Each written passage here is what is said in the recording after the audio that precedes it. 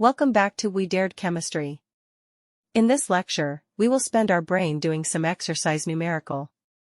So join us whether you are a student or a curious mind. Exercise question. Problem 2.5 Yellow light emitted from a sodium lamp has a wavelength, lambda, of 580 nanometers.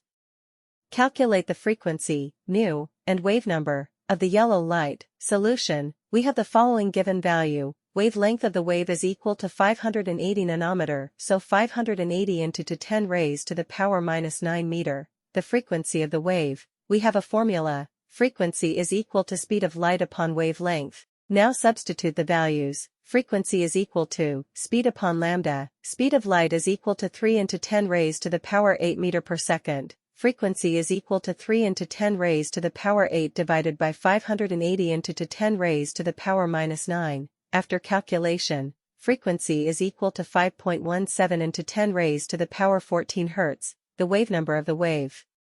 Wave number is equal to 1 upon wavelength. Wave number is equal to 1 upon 580 into 10 raised to the power minus 9.